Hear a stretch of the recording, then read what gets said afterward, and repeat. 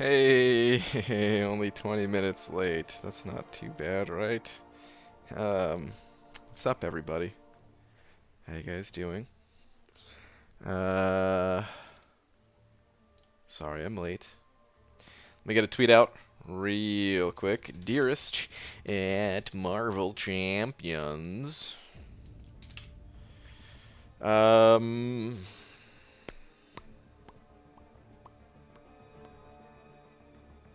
I don't even know what to say for today's tweet.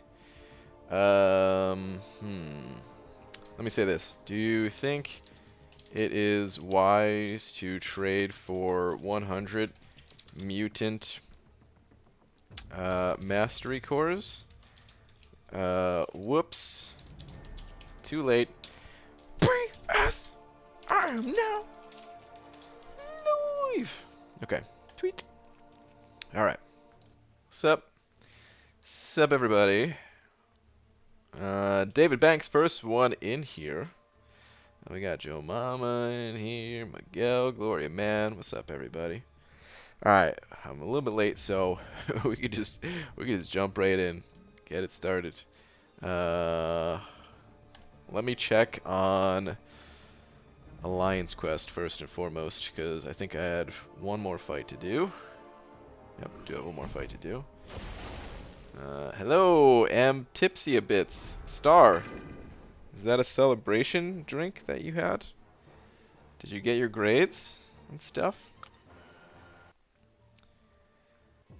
OMG, my OCD is killing me. Open the crystals.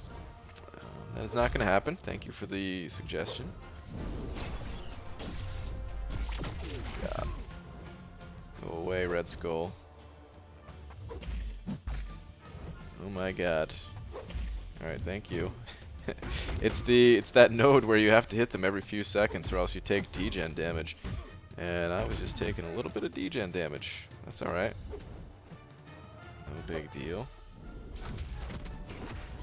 It's also the node where if you dexterity too many times, he goes unstoppable, or not unstoppable, unblockable. So that may be happening as well. It's my first year doing the gifting event, and it's making me a gambling addict. Oh no, dude, don't get caught up in that stuff too much. Careful. It really will turn you into a gambling addict. I've seen it before, it'll happen again. Alright, get out of my face, bud. Thank you very much. Can't even parry stun this guy anymore to get my buffs going.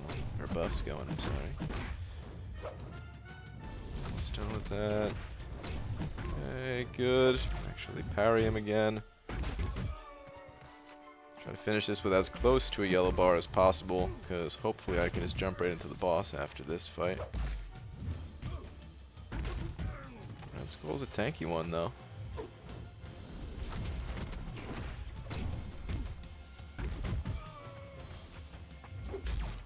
He's a tanky one.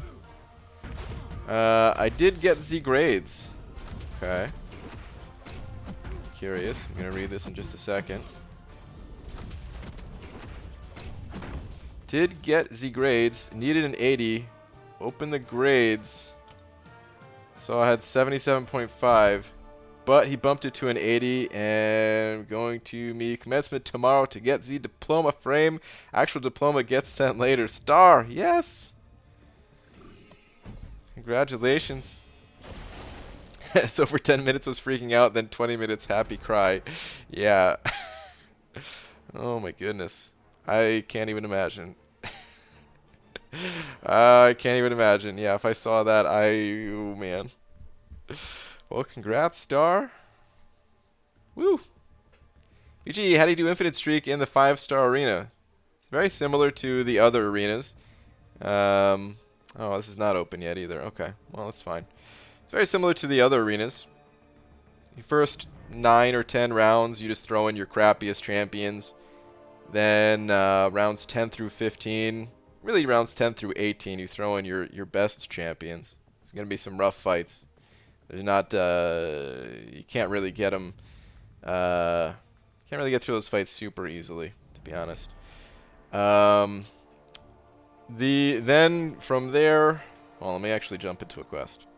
I might as well go into the event quest. I have a little bit of energy that I could auto fight through. From there, once you're on round like 19 or something like that, roughly, then you want to use rank 2 5-star champions or higher, or rank 4 4-star champions or higher. That's what is safe. And you could also mix in some lower champions if you don't have all of your champions that highly ranked. I guess we'll go up the middle. So for example, you can use rank 1 5-stars. You can use 2 rank 1 5-stars with 1 rank 3 5-star, or 2 rank 3 4-stars with 1 rank 5 4-star. Stuff like that.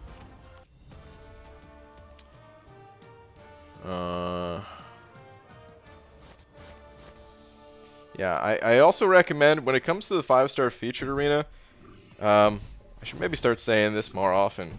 Until you have until you can get points relatively easily in that arena, meaning you have enough champions. Until you get to a certain point, it's really not the best arena to participate in. Of course, you could feel it out, and there's no exact ruling on when you should hit that arena or not, but just keep in mind that the other arenas will be easier to get the milestones, easier to get the units. Oh, what? Oh, that didn't connect that way? Oh, whoops. Whoops. Alright. Well, didn't go the way I wanted to, but that's alright. It was just a level 2 potion. Yeah, just keep that in mind about the arena. At the other arenas, you get the units there a little bit faster and stuff. I have 3 Mutant Awakening gems. Should I give one to Colossus and give him a 2015 3-4? He's definitely worth a 3-4. I don't know anyone else who's more worth a 3-4, so I would say yes, absolutely. As far as the Awakening goes, I am not entirely sure how important it is and stuff. Hey Brian, what's up? Peanatch, what's up? Pixie Bell, read last. What is your last? Open a Greater Gifting Crystal and get a 5-star Awakening gem. What? Nice. Jackpot. Good stuff. Yeah, I haven't popped any of those open myself yet. I did trade a little bit. You notice my units are down. Brian Leo Grant, good evening, sir. What's up, Edo? What's up, Christian? Hi, BG. You're late. I almost called the cops. Yeah, I know. Very late tonight. I know. BG, what is magic number 30 for arena? Isn't it still relevant? When is 5-star featured arena? When is the 5-star featured arena worth grinding? Well, like I said, there's no exact ruling on it. It's gonna vary for everybody depending on the roster and stuff. But to be honest, even I don't really participate in it a ton. Man, this round I really need to step it up. I'm actually probably gonna stay up a little bit late tonight. Make sure I finish up both of these 4-star arenas, and I'll at least get to the 3 million milestone in the 5-star and stuff. So actually, let's start with the basic arena. This way I can run these champions after the stream is over again as well. But the 30 is the magic number thing. That has to do with how many points you get for running a 6-star champion in that arena. As far as it still being relevant, yeah, unless the arena changes, it's always going to be relevant. It's just an easy way to, it's just a nickname. It's just I just call it the magic number because if you have 30 6-star champions, then all you need to do is get to a 3x multiplier and then run those 6-star champions and you're good. So BG, you're gonna have to stream until the arena is done today to keep me awake. Thanks. Are you going for Silver Surfer, or are you just talking about doing something else outside of the game? Staying awake for another reason. ABG usually get first 2 milestones in 5-star featured. Get those 200 5-star shards, rest in the other arenas. It's a good strategy. Yep, if you just get the initial ranked rewards in that arena, it's usually not too bad to get to. what I typically do, and I don't do a good enough job of this. I really need to. I was doing pretty good in the arena for a while. I've kind of been slacking these last few rounds. Ever since kind of prepping for the Legends run and then post Legends run, I've just been slacking a little too hard. So I really gotta step it up again, because my units there, I miss getting all those units, man. They were coming in so nice for a little while there. But anyway, what I ideally like to do is get to a 3x multiplier and then just run my 6-star champions whenever they're available. And if I don't get all the milestones with that, okay, fine.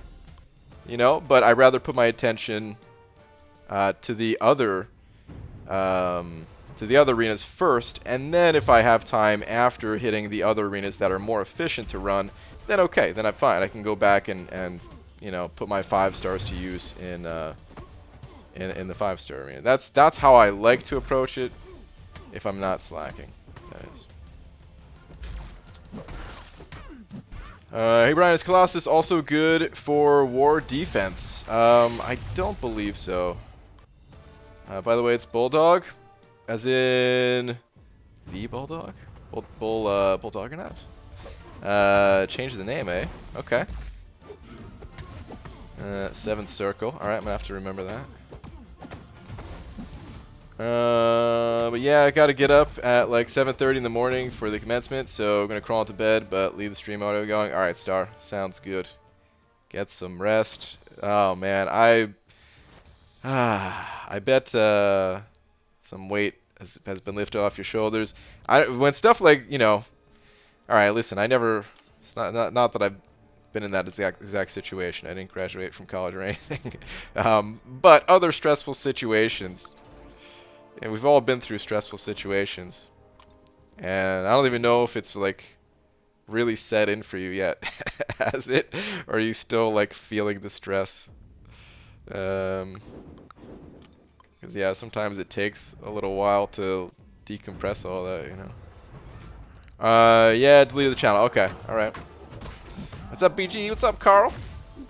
Units gone? Oh yeah, I started talking about that. I didn't finish. So I recorded a video. It's gonna be uploaded tomorrow. It's not, you know, there's nothing really to it. It's just showing what I do for the gifting event. It's the same thing I've been doing for the past few years, but you know, some people you know, weren't around last year and stuff like that. So I figured just record it again. What I like to do for the gifting event, and basically. It's buy mastery cores, you know, so, or I trade mastery cores, basically. So I traded, Dreamin', actually, 3,000 units worth of items. I asked for the mutant mastery cores. He didn't want mutant mastery cores. I traded him the greater gifting crystals. And some other things, but... Yeah, I have, you know, I've been doing this every single year.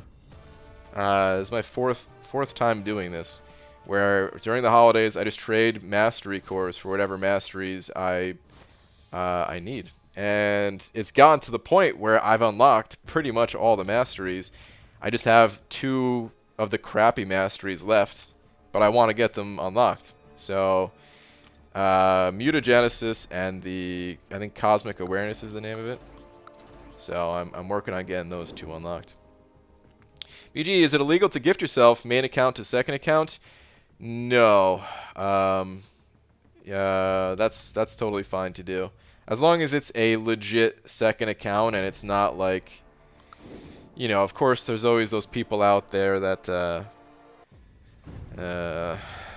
sometimes we'll try to get away with like using bots and stuff like that on other accounts and stuff, and of course that is very much so not allowed. But as long as it's like, yeah, if you have 2 accounts or even 3 accounts or whatever accounts you actually play on, totally fine. You can do whatever you want. It's exciting to be relaxed about it after a month of anxiety plus stress. Probably still half there, but yeah, holidays will help decompress. Yeah. Yep.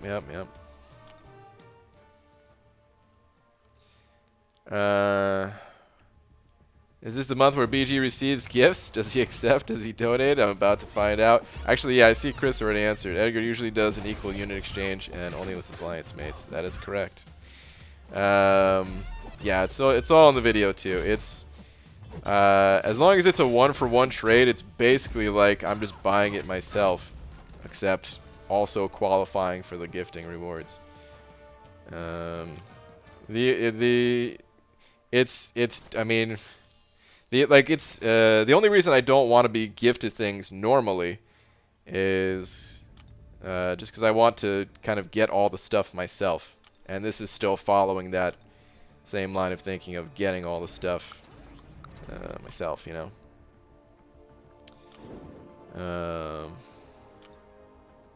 I mean, as a team or whatever. I don't know. It makes sense.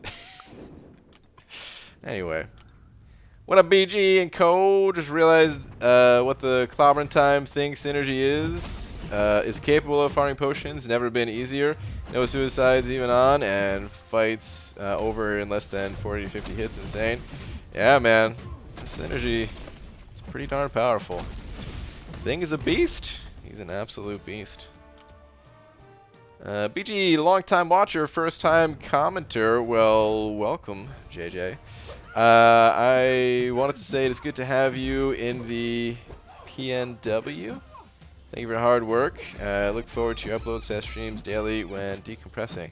Wait, it's good to have you in the PNW.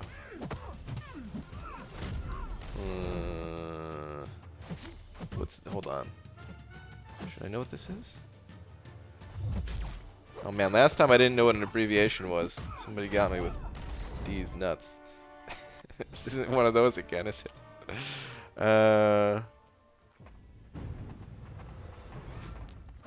Oh, Pacific Northwest. Oh, oh man. Okay, yeah. Oh man, I guess I'm because I'm still relatively new to the area. I'm not used to that abbreviation. I mean, I've been here for a little over 2 years now, just barely over 2 years, but still. Well, cool, man. Glad that you like the streams. Shout out to all the lurkers out there. BG, what happens when you have all the masteries unlocked? Will you then accept the greater gifting crystals? Yeah. So maybe. Probably. Like, there's still other things you can trade for.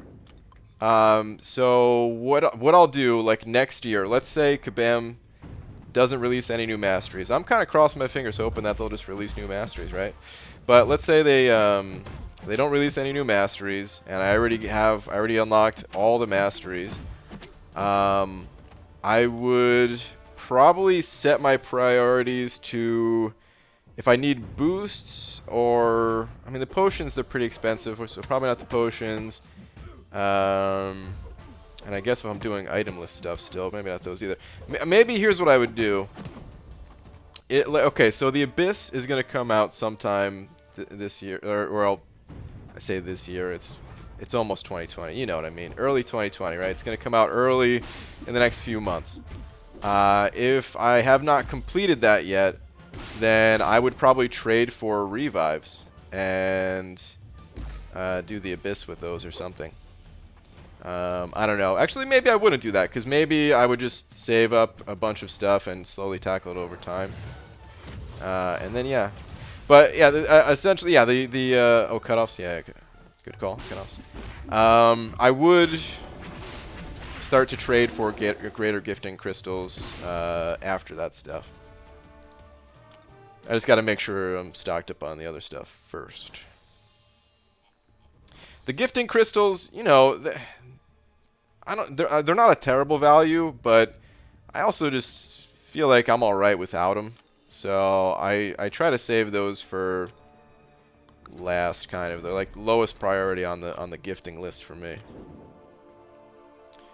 BG, I tested the champion synergy with thing for the incoming synergy nerf with and without using the special 3. I didn't find a big difference. One fight back, Winter Soldier went 48 hits, the other 55. Wait, what? The the incoming synergy nerf. What's changing about him? Is the synergy with the champion changing? You aren't doing Abyss itemless? Wuss. I honestly, man, I thought about it. It would just... Here's my concern. If I do itemless Abyss, I wouldn't be able to complete the content until like 2022 maybe. You know? That's number one. And I guess the only part that really concerns me about that is I'm probably going to need to complete the Abyss in order to keep my prestige up. Since there's for sure going to be rank up materials, for sure going to be, you know, sig stones and stuff like that. So I'm pretty sure I'm going to need that stuff. Otherwise, like... Yeah, I don't know. I wouldn't really mind waiting. It'd be kind of cool. I wonder how doable it is. Like, Labyrinth of Legends, I would have never expected to be doable at all. But it's been done. I haven't done it, but it has been done.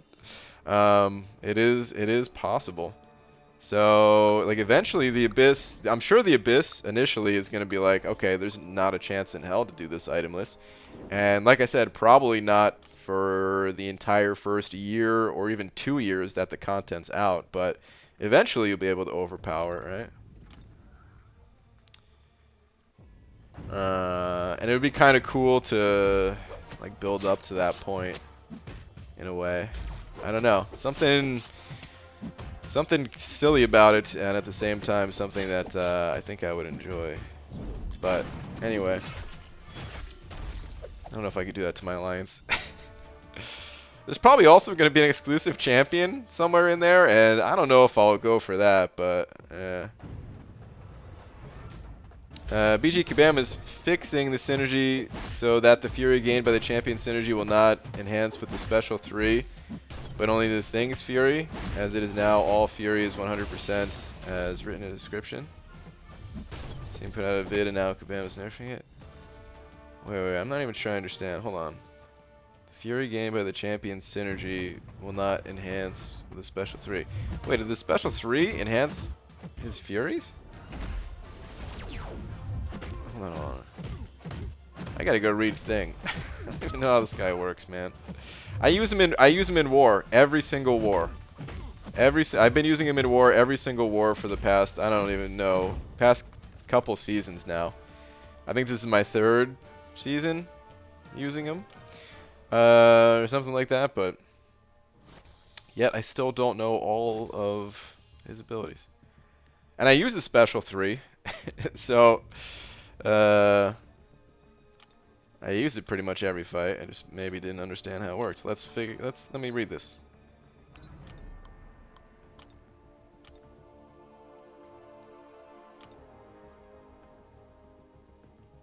Okay, I think it's unblockable on stop for 8 seconds. If Thing has 15 or more rock stacks, removes all rock stacks and gains passive fury for 8 seconds. Yeah. If Thing has 20 rock stacks, all his fury effects are plus 100% stronger for 8 seconds. Oh, you know, I didn't even know that. I'm sure I read that at some point, but probably not since I took him to rank 5. Huh. Okay. Did not even realize. Got it. Retest Thing on Sunday streams for records. Oh, whoops. I did not mean to go on this quest. Well, while I'm here, I'm about to get that 3rd energy.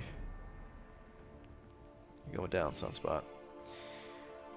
Man, there's so many abilities in this game that it's hard to keep track of all this stuff, you know?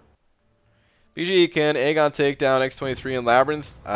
So I've heard, yes. Aegon is able to do that, yep. Will the Abyss have a Legends run associated with it? I'm sure. I'm sure it will. Yeah, I would imagine it'll be very similar to how they did Labyrinth, where there's like 2 different packs of legends. Where there's like an initial top 20 and then top 300. I don't know if they'll use the exact same numbers, but I'd be surprised if they didn't follow a very similar formula for that. Because that, I mean, I think that's pretty good. I think it's pretty cool. Sure, a lot of the initial clears, they spend a lot of money to get through it and all that, but that's still cool, man. Just like being one of the first to get through it, I think is awesome. So yeah, when it like my plans for the Abyss, and this is going way back to like when Labyrinth first came out. When I first saw Labyrinth come out, you know, and I saw that there was like bonuses for the first people to clear it and stuff like that. I was not even close to being ready to do Labyrinth. Not even close. It took me like a year to even step my first little baby toe into Labyrinth, something like that. But I always had it in mind like, oh, okay, there's going to be another one of these afterwards, you know? I don't know when it's going to come out, but there'll be another one of these. And I'm going to be ready for it. And I'm going to save up a ton of units, and yeah, I'm going to be one of the first people to clear it. Cut to today, where I only have 1,800 units, and something tells me that's not enough. So, yeah, I will probably not be one of the first few to clear it. What's more likely going to happen is I will maybe... I don't know. I'll probably have to slowly clear my way through. I would like to. I mean, I would love to do a like marathon stream early on for it. I don't know if a 24-hour would be good, because I mean, I imagine you get pretty fatigued, and at that point you're just throwing away revives, kind of miserable, hating life. But you know, a solid like 6 to 8 hours, take a little break. Get some food, rest up a little bit, do another 6 to 8 hours, something like that. I would love to do something like that, but I don't know if I have the items or units to support something like that. I have a lot of free crystals, which that is kind of my plan also, is to finally unleash the free 4-hour crystals all over the Abyss. But I imagine those will also quickly run dry, even though I have quite a few of them. BG, how effective is Suicides in Arena? I mean, I don't know how to put a number to it to say, you know, but they're good. They're good, man. They're very good. Oh god, this guy is so passive. A lot of times, like if you actually time out the like how long it takes to go through, let's say 10 rounds with Suicides and 10 rounds without Suicides, it's actually not that much faster, but boy, oh boy, does it feel so much faster. You don't have to bait out specials from the AI at all, basically. You kill them before they are able to pop their special 3s. You know, it's just so much easier. You don't have to pay attention as much because of how short the fights are, and yeah, it's kind of miserable playing Arena without Suicides after you've experienced playing them with Suicides. So highly recommend it. BG, can you lie about your cutoffs and stop inflating it? Trying to get the new guy here. Well, hey, wasn't the cutoff like slightly higher than my prediction even? I think it was. Was it 89? I don't even remember what it was exactly, but man, there's no inflating here. I guessed 80 million last round, and people shot way over that. How many points for gifting event? Solo 50 to 75%. No clue. No idea. Still stuck in Road to Labyrinth. I need a good power control champ for the last chapter. Good power control champ definitely comes in handy in that place, yeah. Hit AI block 27 times in a row and is still in block mode. That's already special 3. If I do heavy, AI does special 3. Thanks to Kabam programmers, they almost disable heavies. There's a bug. I guess that bug still exists. Because I know what you're talking about. It used to happen with MODOK all the time, where MODOK would just stay there blocking. And yeah, you could just punch into his block over and over. He wouldn't budge, and then you go to throw a heavy, and instantly, he wakes up. I haven't seen that bug in a while, but I guess it still exists, huh? Do Suicide Masteries affect progression in event quests and story quests? So anywhere outside of the arena, you have to look at what champions you have. Masteries are really just a way to enhance your champions. And it's a way to kind of customize how you want to enhance your champions.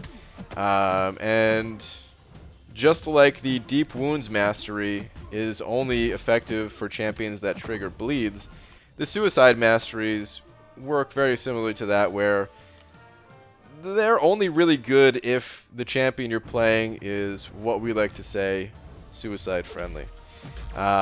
Which usually means they have at least one of the immunities, either poison or bleed. And also, they don't rely too heavily on their special one. If it's a champion that you can just get away with using their special 3, or maybe a big L2 to finish out the fight, like with Corvus or something like that, or Ghost. Or champions that heal when running the suicides, like Omega Red. These champions, they all benefit highly from the suicides. Robot champions are great too, since they have the double immunities. And if you're using these champions, then using the Suicide Masteries is typically a good thing in the story content as well. In the arena, it doesn't really matter. The fights are so short. Suicides are good for everybody. But yeah, in questing content, it has to be the right champions. Otherwise, you're going to have to use a lot more items to get through the content, usually. Chris sent over 2 saying, what lighting do you have behind you? Chris, thank you very much for the 2. What is the name of it? LIFX, I think?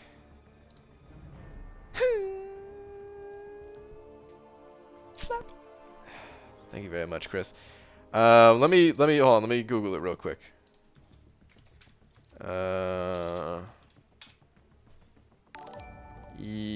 Yes. Yeah, it's LIFX. It's like a light strip. You know, one of those LED strips. And I can change the colors of them. I haven't changed it in a while. I kind of like this one. Feels good. Feels like it's not too distracting.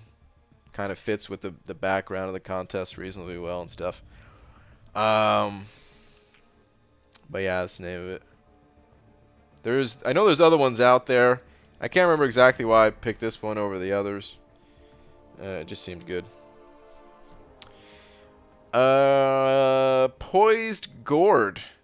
Am I reading that correctly? Thank you very much for the £5. I appreciate that. And the dancing, celebrating pair. Wow, look at that thing go. It's really whooping it up. Thank you very much, though, man. I appreciate the £5. Was there another message that goes along with this? Nope, just the dancing pair. Well, thanks, dude. I appreciate it, man. Oh, he sent over another $5 saying Merry Xmas and a Happy New Year, BG. Dude, right back at you, man. 'Tis the season. Happy holidays to everybody.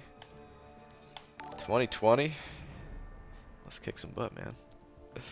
Dude, thank you very much for the £10. Very kind of you. Thank you very much. All right, let's keep this grind going because I am behind. Rip93 forward sending over 5 as well. Rip, thanks, man. Saying, BG, have I got a deal for you? You send me 5 greater gifting crystals, and I'll send you an energy refill. What do you say? You know, that does sound like a good offer. I'm going to have to think about it. Oh, what's that? I think Kabam, I think they took away my gifting badge. Oh, man. You know, it's only temporary. Rip, it's gone. That's as good as a deal that sounds. I think I'm gonna, Yeah, I got to trade with my alliance mates. You know, the alliance gifting event and stuff. So, thanks for the offer anyway. Ah, shucks, maybe next year. Yeah, man, maybe next year, totally. Thank you very much for the 5, though, man. Appreciate it. You mean happy birthday, right? Man, it has almost been a whole year of my birthday. I'm a lot older now. A lot wiser. And more arthritis or something. I don't know. ABG, finally able to catch you. My only rank 4 is Emma. Who should be my second and third? Options: She-Hulk, Iceman, Mephisto, Quake, Hawkeye, Luke, and... Wait. All unduped. Just became uncollected. Is that... What is Wait? Is that Quake or something? What is Wait? Oh no, you already said Quake. That can't be Quake.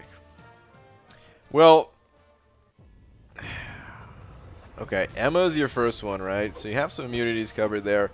I would not recommend Hawkeye. He's a cool champion, but you've got better ones there.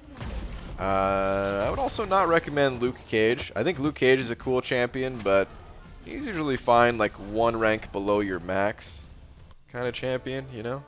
So rank 3, he's fine. Leave him there. Mephisto, nah, I'd scratch that too. So that kind of leaves She-Hulk, Iceman, and Quake.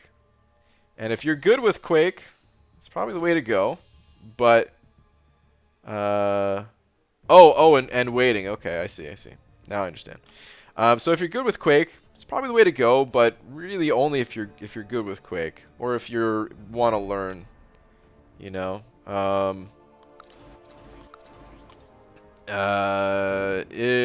So yeah.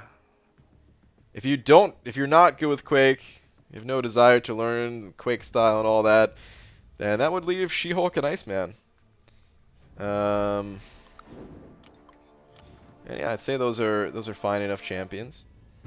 I honestly, out of that entire list, if it were up to me, like if this was my account, I would probably rank up She-Hulk, and then I'd probably wait. Something like that. But that's the thing, is like I think it's a little bit personal preference, you know. Some people really like Iceman. I'm not so into him, but some people really like him, you know. That might be you. And if that is you, then go ahead and rank him. But yeah, it's a little bit of personal preference in there. I would say She-Hulk, Iceman, and Quake, those are like the 3 that stand out a little bit higher than the others. Or you could certainly wait if you didn't necessarily need someone right now, but I would pick between those based on your style. Why is Fraggle Rock named so? It just sounds like Ragnarok a little bit, and I think it was started by Joel Line, if I'm not mistaken. I know he had a video where he called Thor Ragnarok Fraggle Rock. I'm not sure if anyone else did before him or not. But yeah. That's pretty much it. Level 14 potions, only 35 units in the store. Good deal, right? Level 3 one is 210 units. Wait. What? Those potions in general are pretty expensive. Let me go look at this, though.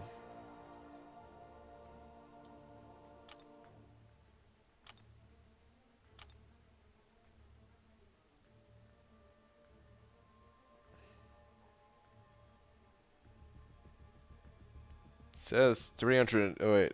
Oh, wait, that's Alliance. Hold on.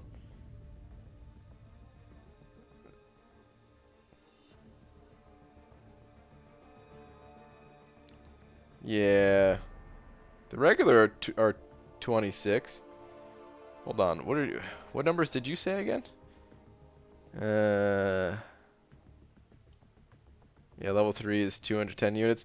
You might have been looking at a different type of oh, you might have been looking at this one for dungeons.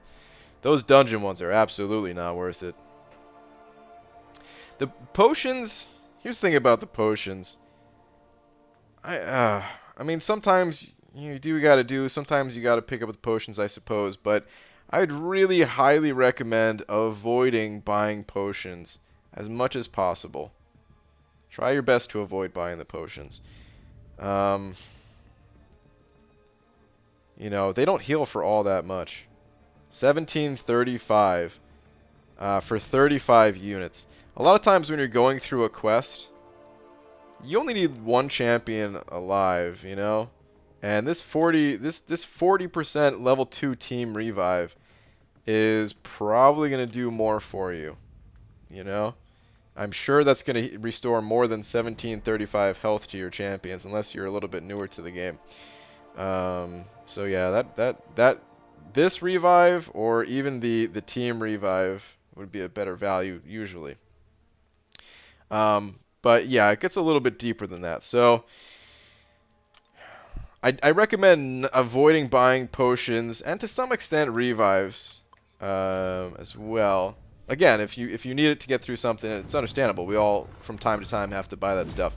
Just don't do it too much. The reason for that is because if you have to use a lot of items to get through a quest, well, the next quest is going to be just as hard, if not harder, you know?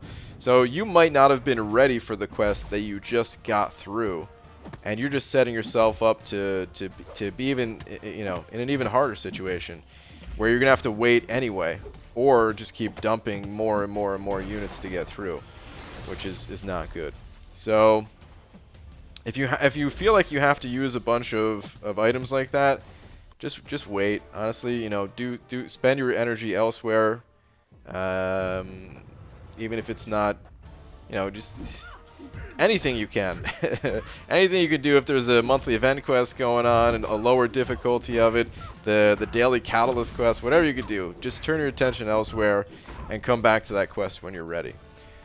Also, at a certain point in the game, you're able to farm Realm of Legends, and you're able to get some potions there, and then it's absolutely worth it to get those potions. Once you reach that point, again, I'm not sure where you're at in the game currently. It definitely takes some time before you can start farming potions from Realm of Legends. Takes some time just to be able to do that fight one time, let alone many times. But yeah, for those two reasons, try your best to just maybe be a little bit more patient with the content. Practice some fights a little bit if they're difficult nodes, and that will save you a lot in the long run. BG, unless you're doing Variant 4 1-star paths, then the potions are worth it. Over the revives, I suppose, but those potions you could also just get from doing the monthly event quest, like the level 1 and level 2 potions. I would rather do that personally. Just wait a little bit, go through the monthly event quest, or even get there's like a level 3 potion from the daily 22-hour events. Level 2 and 3, I think. So yeah, I still wouldn't spend the units. I still don't think it's worth it, man. How do top alliances aim for top few ranks? Do they stipulate how much each member has to spend? Every alliance works differently. I guess I can't really say for like the absolute top alliances. I don't think, from what I remember, I don't think they have requirements for spending. But I mean, most people who are in those the top spending alliances, they're there because they do spend. You know, it's normal to them. Not everybody, certainly not everybody, but for like let's say the #1 prestige alliance in the game, a good chunk of their members are already, you know, spending. So for them, this is just another event and just another thing to spend on, kind of thing. But I do know that even in like some of the highest alliances, even like, you know, higher prestige than For Loki and stuff like that, there are some members that either either don't spend or very infrequently spend, I guess. I don't know if there's anyone that's like 100% free to play in like those, in like let's say a top 5 alliance or something, but they don't spend a lot, you know. And I don't think the other members expect them to spend a lot or something like that. That's my guess, at least. I don't know. We're a little bit lower on the list. We're still pretty high up there, but we're out of the top 10. And even when we were in the top 10, there was never an expectation for anyone in For Loki to spend. As a matter of fact, in past years, there was always a message sent out for 4th of July, Cyber Monday, and the gifting event of, you know, saying like don't feel pressured to spend type of thing, you know, because that can stress people out. And I don't think no messages went out for this holiday season, but I think people just get it at this point, you know. I don't think it needs to be said anymore. Still have Enzo clicking the numbers over. I think Dreamin' might be the highest on the list right now.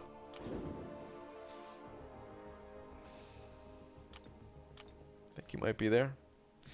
We were 5 in AQ and 1 war and have a few free to play. Yeah, there we go. Skill trumps money. Yeah. I mean, does... they're not like 100% free to play though, right?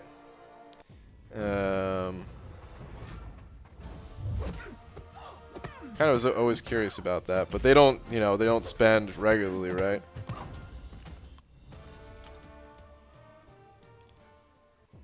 Are you still a free-to-play player? Yeah, I always will be. Thoughts on Cal spending 22K? I don't know. I don't really have any thoughts, you know. It's his money. He can do whatever he wants with it.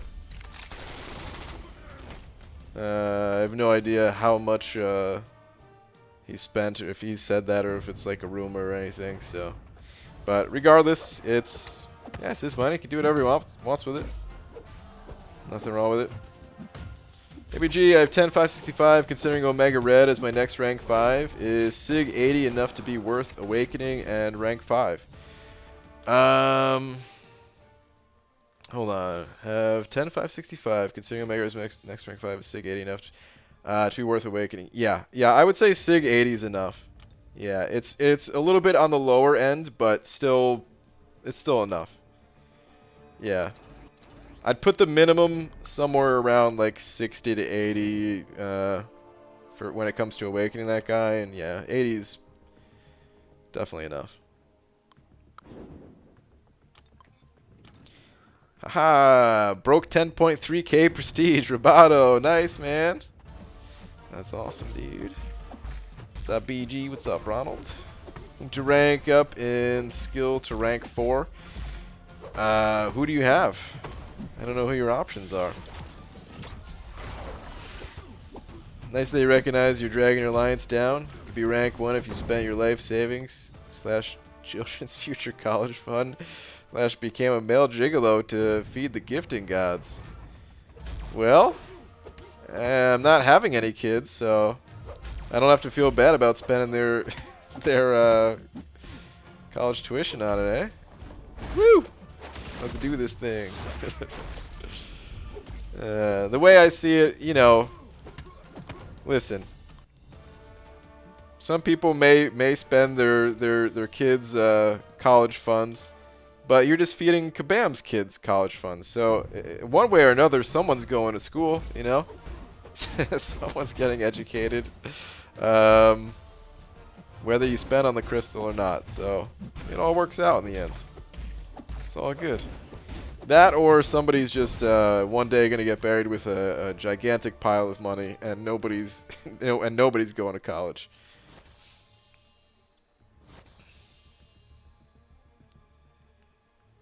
Have Night Monkey.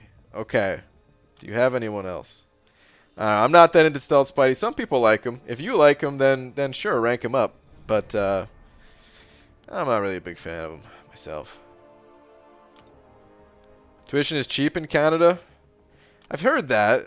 I don't know what cheap means necessarily. Is it cheap just in relation to what tuition is in the United States, or cheap worldwide? I actually have no clue how much it costs to go to school anywhere in the world, really.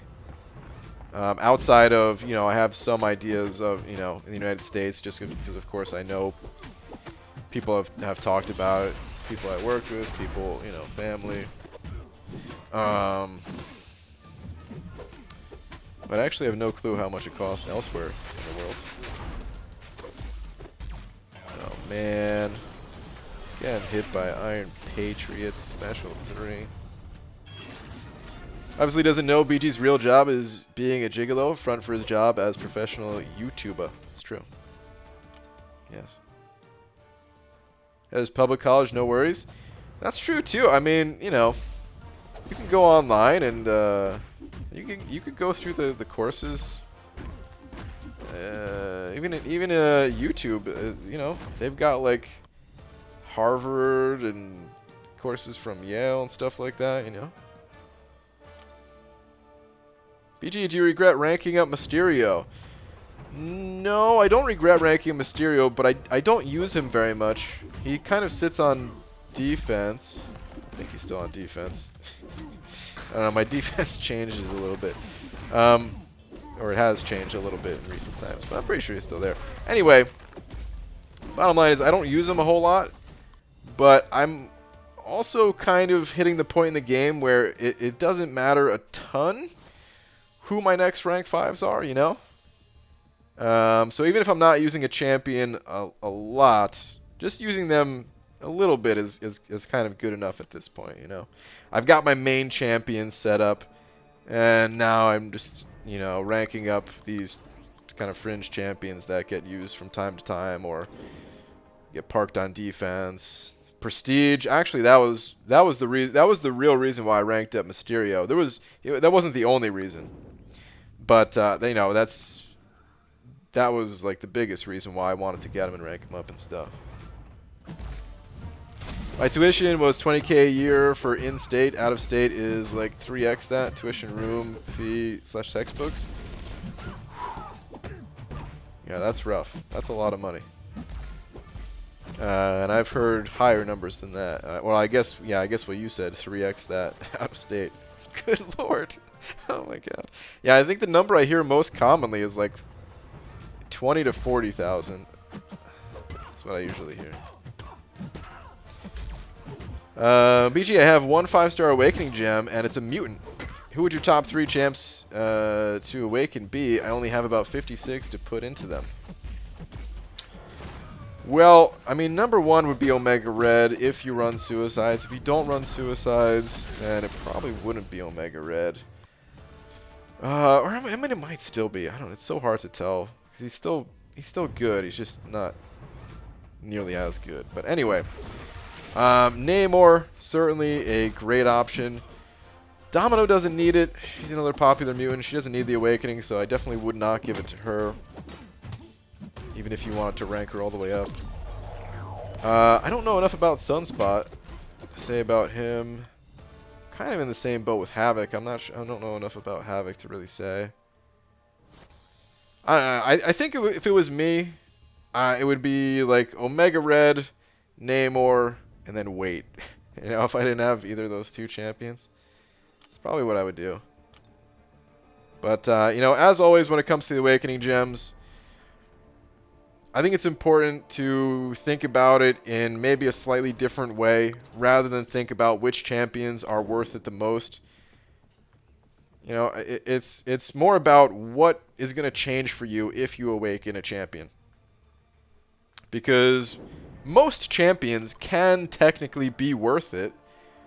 It's just that usually certain champions, like let's say the one I'm using right now, Punisher 2099, or even the one I'm up against, Infinity Man here. You know, usually these champions are not the type of champions that's going to help you get uncollected or something like that, you know. But if you just kind of ask yourself that question, like, what is going to change for you when looking at your champions, what's going to change when you awaken them? Are you going to be able to get Uncollected or Cavalier or, you know, get through a variant difficulty, or maybe you're not quite there yet. Maybe it'll help you get down Maestro in Act 4, or just complete the monthly event quest on whatever difficulty you're on. You know, things like that. Is it going to help you do that, or were you already getting through that content without it? Or if you're getting through the content, is it going to help you save resources? Ask yourself that question, you know. Or save items in Alliance Quest, reduce the number of times you die in Alliance War. It's a tough question to, you know, to answer, which is why it is a good idea to get advice from others and stuff like that too. But just keep that in mind whenever you're thinking about awakening a champion. If you're Scottish and can prove your lineage, you can move there with dual citizenship and get free tuition. Okay. Any of you Scottish people out there, get on it. Get that free learning. What's up, BG? Haven't watched your stream in a while. I've been focused on Destiny 2 lately. Aha, the old Destiny 2. Been hearing a lot of kind of a lot. Maybe only from like a handful of people, actually, of Destiny as of late. Did they recently get a... and by recently, I mean in the past maybe like 3 or 4 months or something like that. Did they recently get like a big content update or something? My tuition was $13K per year. No rumor board since I just commuted. Okay. Not as bad, but still. BG, do you have a 6-star Hulkbuster ready for the buff? I don't have a 6-star, but I do have a 5-star. My Masters only cost me 25,000 Australian, so 5 years of university in Australia for $18,000 USD. That's not bad. It's not nearly as bad. Oh, that was in the 90s and early 2000s. Is Callum saying that's cheap? Just finished my undergrad and beginning MD next year. Gonna total 70K AUD for me. Jeez. Yeah, all these numbers, man, they're just way over my head even. Like, the most amount of money I've ever had at a single time in my life was about $20,000, and keyword was. So, long since gone, but you know, that's okay. My tuition is $7K per year here in Long Beach, Cali, but it can go up to $40K per year depending on how prestigious you want to go, like USC. Man, I can't even remember the amounts. You know, I did apply to some colleges. Is it the like the state universities? Are those the ones that are a little bit cheaper tuition wise? I want to say those are only like 10K a year. Am I wrong on that though? I don't even remember. My tuition is like 3 to 4K per year for community college. Really, Roboto?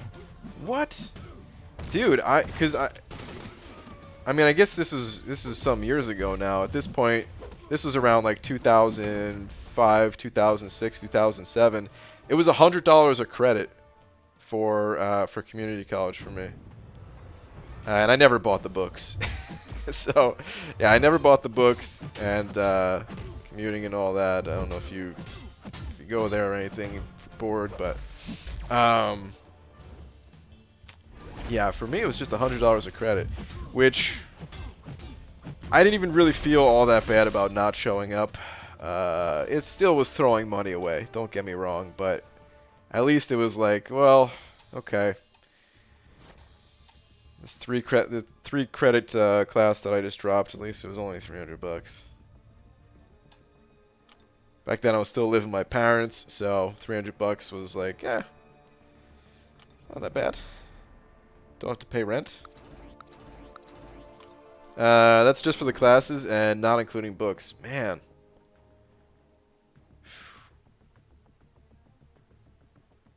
Man, oh man. The new DLC is Shadowkeep, and the season right now is Season of Dawn. Oh, okay. Alright. I don't know anything about Destiny, but that makes sense if there's some good content out for it or something. Been hearing more about it. In Australia, maybe 5 to 10% of students stay on campus. That seems to be an American thing. Okay.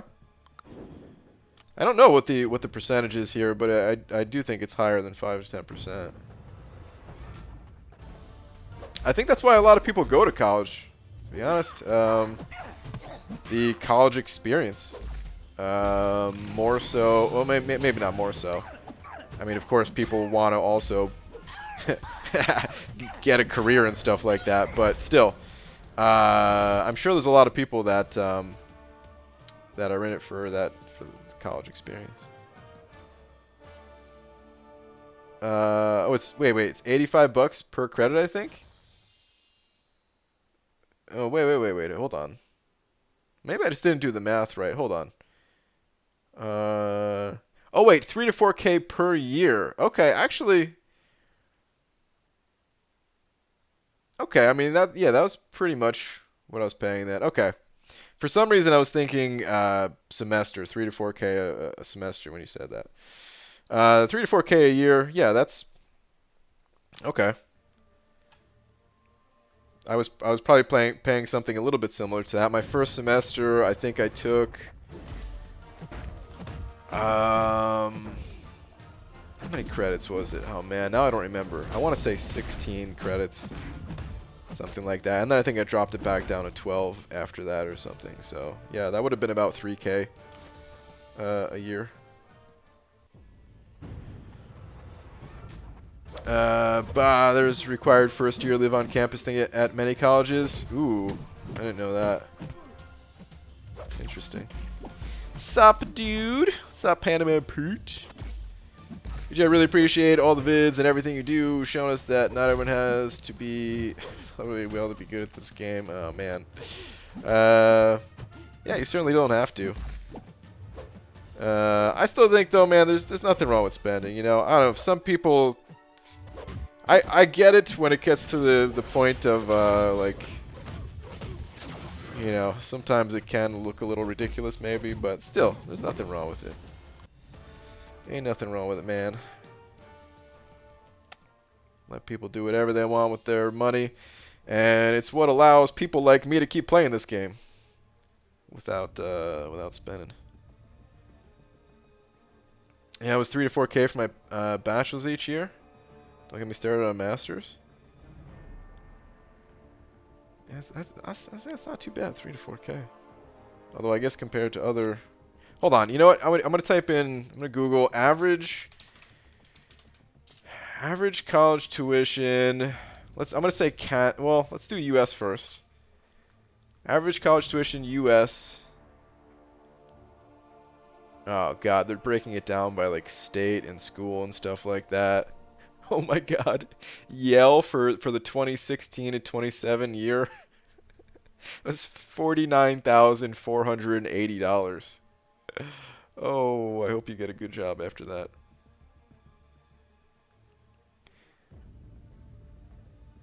I just want one number though for the average for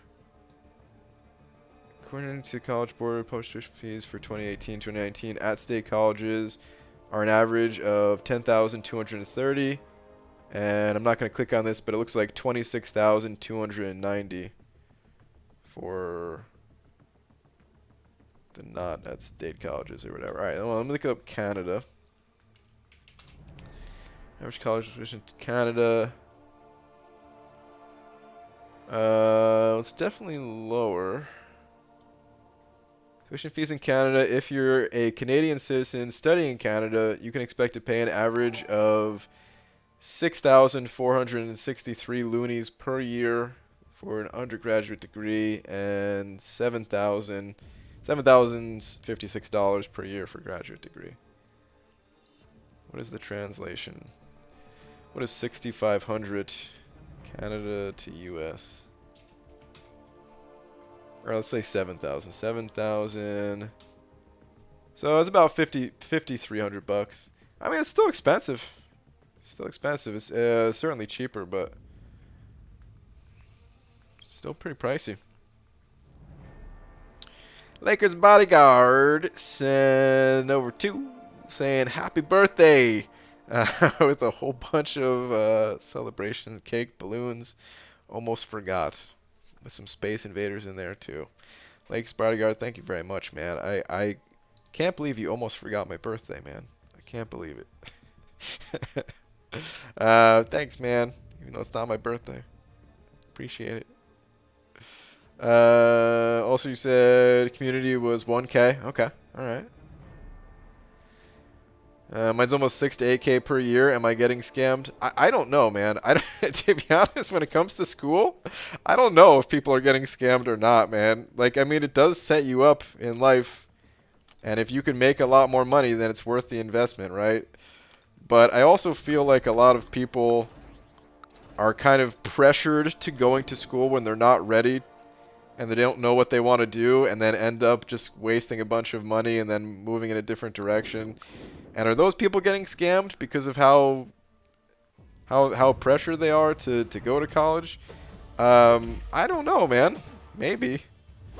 But as long as you know what you want to do and you know that it requires a like a college degree to or whatever, you know, it requires whatever schooling you need. Then I don't think it's a scam, right? I mean, what's more important than education? Not much. Finally finished stress testing. The overclock's my new PC build. Time to run the benchmarks. Ooh, quick shot. Nice, man. Afterburn. Wait, hold on. Oh, here we go. Ryzen 5 1600. GTX 1660. Oh yeah, man, this is all. I understand it, but if I read it out loud, it's not going to sound like I understand it. Okay. Cool, man. Yeah, I'm thinking sometime next year. I mean, to be honest, I would love to put together a new PC right now, but I'll probably wait until next year. Yeah, next year.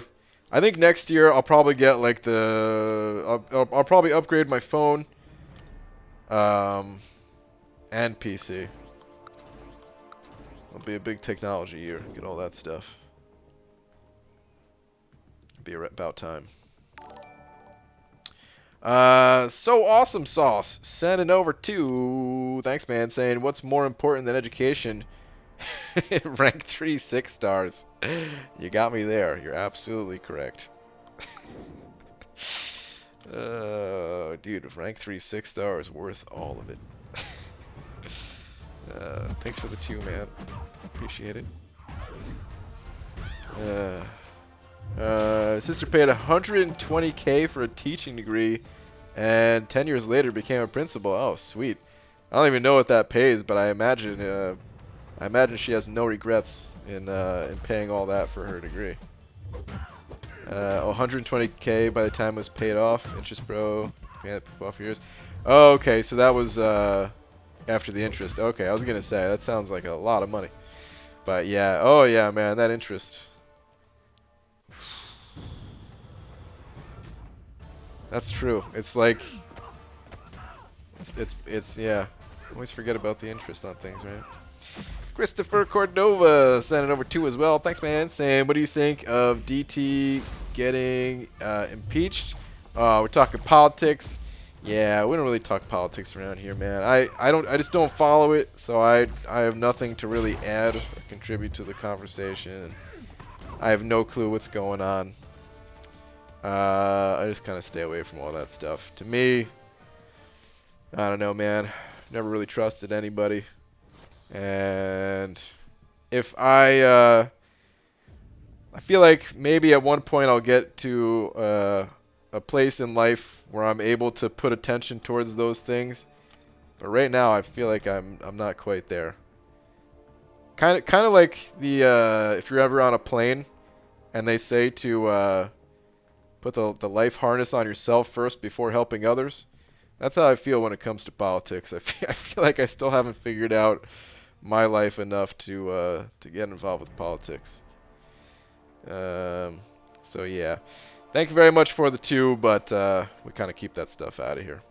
Plus, even if I was knowledgeable about that stuff, politics are everywhere. This is an escape. This is just playing a game, having some fun, you know. But thank you very much for the 2. I appreciate it.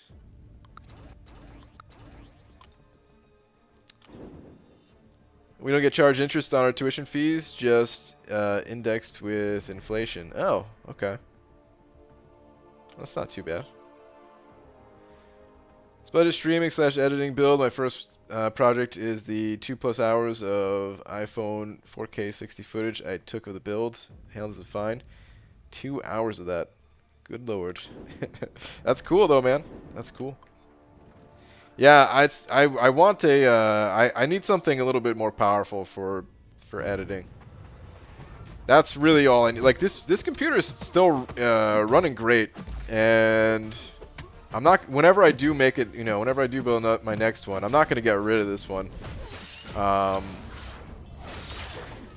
just going to kind of yeah, run them both, and I'll be editing things on the more powerful computer, and while doing that editing, I can feel free to do stuff on this one, and yeah.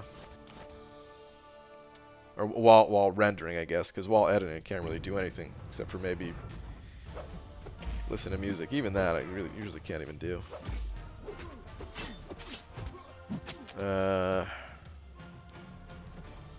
Just got 5-star Red Skull, my alt account that I use for gifting from a Greater Gifting Crystal. Anyway, I'm only summoner level 10. Well, dude, nice. 5-star Red Skull. I mean, he's not considered to be the strongest champion out there, but hey, for level 10, he's super strong. Dude, level 10, all you have to do is block, and you'll deal a ton of damage in like the lower level content. That's pretty cool, man. Congrats. If someone hits all the milestones in the solo gifting event, where would he rank in the rank rewards? I have no idea, Maz. I don't think we've ever had a solo ranked rewards before, have we, guys? I'm gonna die here, aren't I? Please don't kill me, buddy. Please let me get them points. Sweet. Whew. I don't think have we had a solo one before? I only remember the team gifting. I have no idea.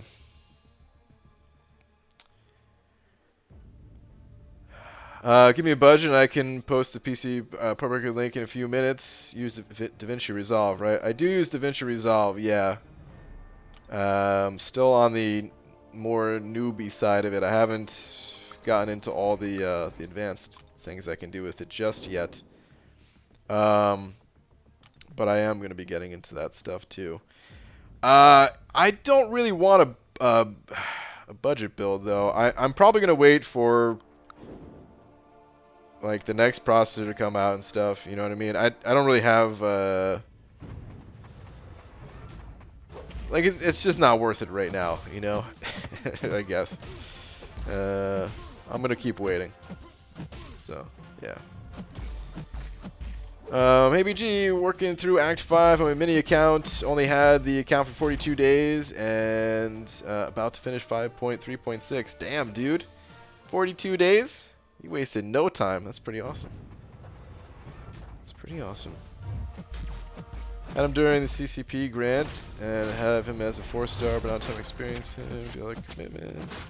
It's fun. A little too much work for saying above average damage. Let me see what this other person is saying. New Eric Kang.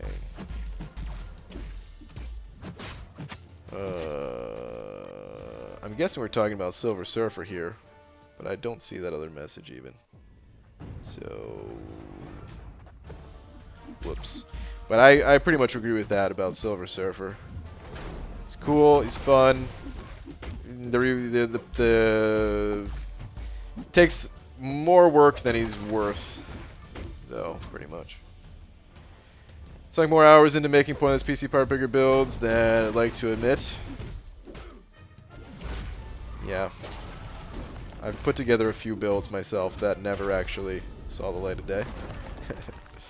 Budget doesn't mean cheap. $4 could be a budget. Well, I guess the thing is I wouldn't really have a budget. You know, that's not really the way I like to approach it. It's more like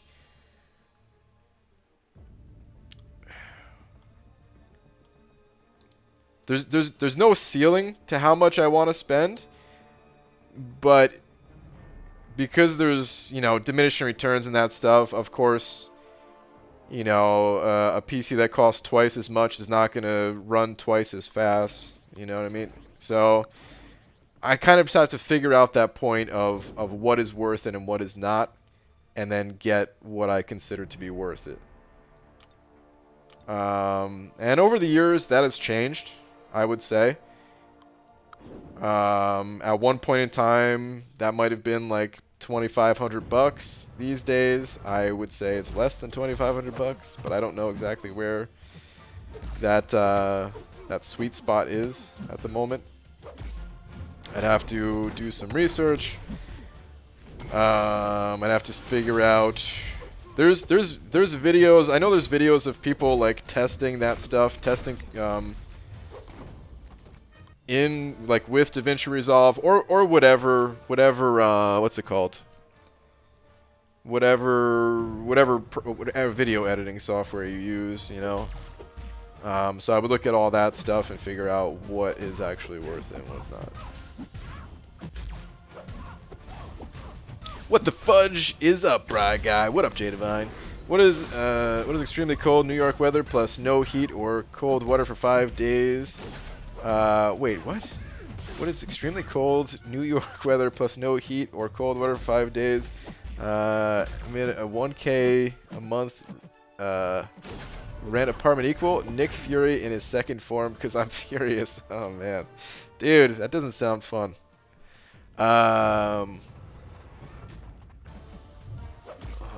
Yeah, cold weather, no heat.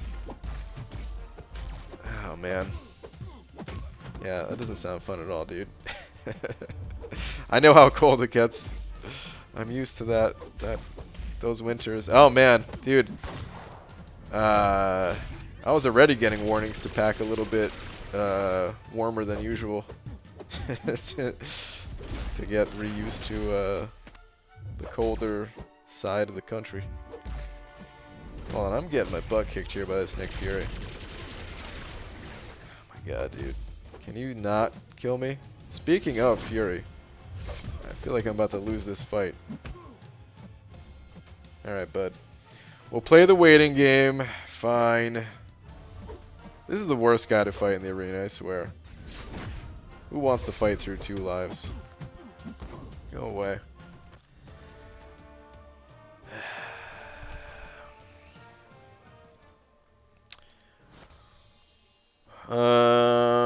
Hey BG, you've never been able to catch you while you were live. Well, welcome, Luke. Welcome. BG, does class advantage / disadvantage affect the arena score? I don't believe so. It's been so long since I've tested that I can't say 100% for sure, but I'm pretty sure it does not. Like it kind of does and it kind of doesn't. So if I take Thor Ragnarok here and I bring him to the bottom, it's going to increase Thor's PI, but it's also going to decrease Captain America's. And your arena score is based off of... There's a few different factors. I forget the exact formula. It's out there on, you know, like Reddit and stuff. But it's something like you get a set amount of points for the star level of champion that you bring in. The 5-star feature arena actually adds like a little bit of a bonus score to your 5-star champions for whatever reason. But yeah, it's a set amount for whatever star level champion that you bring in, and then you get a certain amount of points per rating of yourself, along with the defender, and then it's a slightly higher point total for synergies. I think it's like 0.3 per PI of your champion and like 0.6 for the PI of whatever gets added by synergy, something like that. I don't know, but essentially, the way I see class advantage and disadvantage in the arena is you want to take advantage of it just because it's going to make the fight go faster. The points, it's such a minuscule amount, even if it does have some effect on it. That's not something you should be concerned with. It's more important just to make it through the fight as fast as possible to just keep the points rolling in. IBG, next arena is 2014 champ. Who do you guess?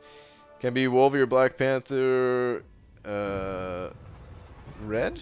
BP Red? Wait, what is BP Red? Is that Black Panther Red? Or maybe Scarlet Witch? No, I think those are going to be excluded, man. I don't know if Kabam has already commented on that or not, but I would imagine those champions would not be included. Like Doctor Strange and the like Black Widow, Abomination, the other Electro, those champions that were already released. I think it's just going to be like those, and yeah, I don't think we're going to get like Wolverine and Scarlet Witch pretty much. I probably will grind for it though. Yeah, well, I'm going to be traveling actually, so maybe not. I forgot, it's Christmas time. This next round I might.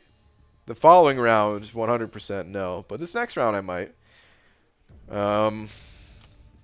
I would love to get a Doctor Strange. I think would be the coolest. But I also like to get Electro, Black Widow. I don't really have any of those more exclusive champions as 5 stars, I don't think. Don't have Abomination, don't have Electro, don't have Doctor Strange, don't have Black Widow, don't have Thor.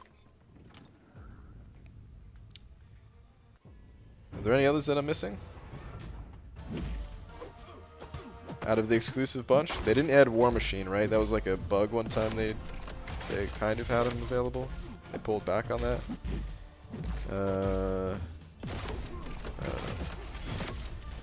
Yeah, I don't think I have any of those.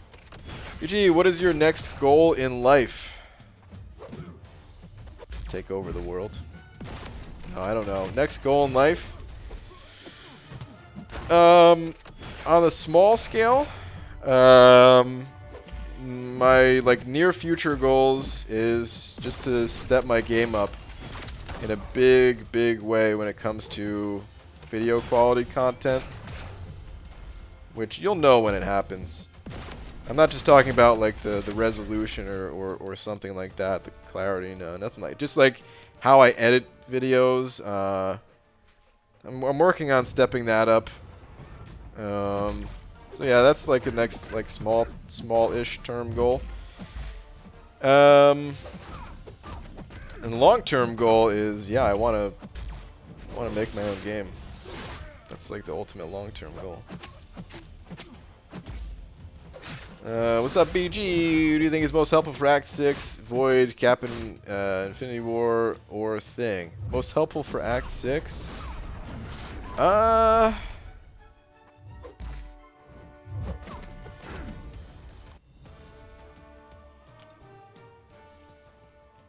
don't know. I think if you have the Killmonger synergy, I would probably say Void. But if you don't have the Killmonger synergy, then hard to say. Maybe, I don't know. I mean, there weren't a ton of situations where you necessarily need like the heal reversal or power reversal. It's just that with Killmonger, Void becomes so crazy sustainable and is good for a lot of it. But without that synergy, I don't know. They're all pretty powerful champions. I'm trying to like picture all the different nodes that I've been through and stuff, and I honestly don't know. As much as I like Thing, I probably wouldn't say Thing in this case. It might be Cap. I don't know. They're all good champs, though. Probably a lot of personal preference to it, too. You know? But yeah, I'm disappointed. I was hoping you would say plant more banana trees. Well, I do have 3 banana trees growing in my apartment. I don't think those are street legal, you know. 2014 suggests champs released with the game, and of those, only ones not in the basic pool would be A-Bomb and Thor. It's sort of on Aunt May. It's everyone before Captain Marvel.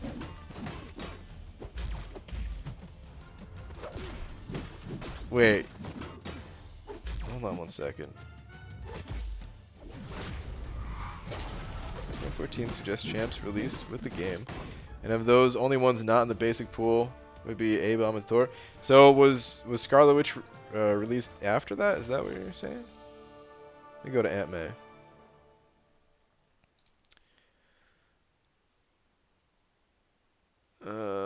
More filters.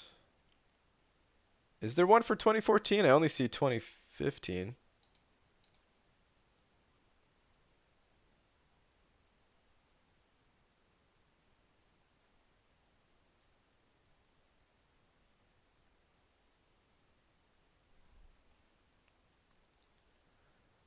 Well, Scarlet Witch isn't a 5-star, so by release.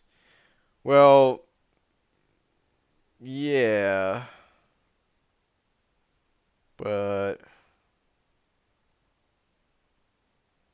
she could be. Like, we could fight against her as a 5-star, you know. But yeah, no, I mean, when Scarlet Witch releases as a 5-star, it's gonna be a big deal. Like, people are gonna be popping crystals for Scarlet Witch, you know. I don't think Kabam would take that away. I mean, actually, you know what? If they did release Scarlet Witch this way, technically they would probably make even more money, because there's a lot of champions that could you know, like what's better odds? Pulling a Scarlet Witch out of a Scarlet Witch Grandmaster Crystal, exclusively like for her as the featured, or pulling a Scarlet Witch in a crystal that contains all of those champions, and the featured champion can be any one of those champions, you know?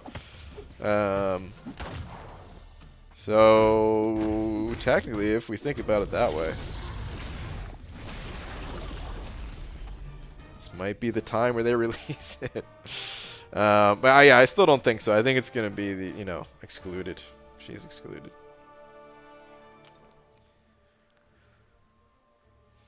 Last year, we have Deadpool Red Arena, though. Could be happen end of this year? Arena? Well, last year it was around the summertime, wasn't it? I'm pretty sure, because I think that was around the time where I had the meetup. Only reason I even remember that is because I remember Abdo missed out on Gold Pool to come to the meetup, and I felt bad. He almost hit top 150, but he didn't. Frank, we trade Greater Gifting Crystals. Can't find anyone. Sorry, man. I only trade with my alliance, and I don't have even that many units left to trade. None of your alliance mates want to do any trading or anything like that? Did you have an account with 4-star Omega Red as level 13, an account with 4-star Sunspot, 3-star Dr. Doom? What account should I stick with? Whatever account you want, man. I don't think the champion necessarily matters. Whichever account has the coolest name, basically. And stick to the one account, man. Is my recommendation. You know, do whatever's fun for you. If it's fun for you to play multiple accounts and stuff like that, then hey, knock yourself out. But I'd recommend sticking to one account. It doesn't matter who you start with. You're quickly going to add more champions to your roster and everything. And in the early stages of the game, it's more important to learn the basics rather than having the best champion.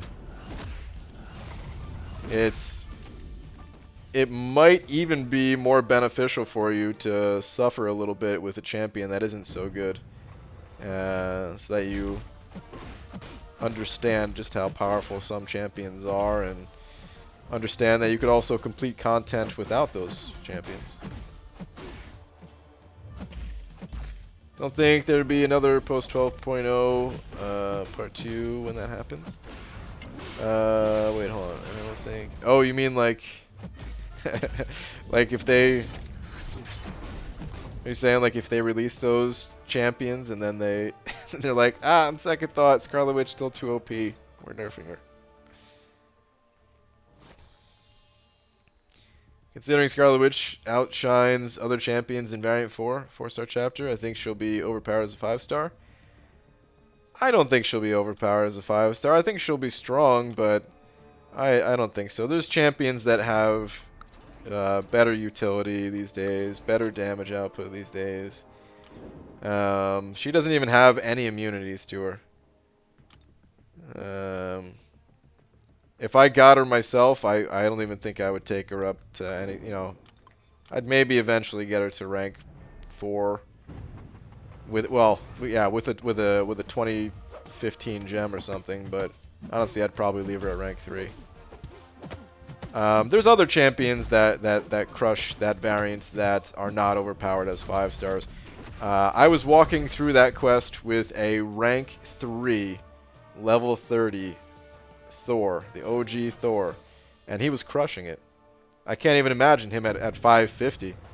He would absolutely crush that content. But as a 5-star, no man. There's just power levels. They've evolved in this game.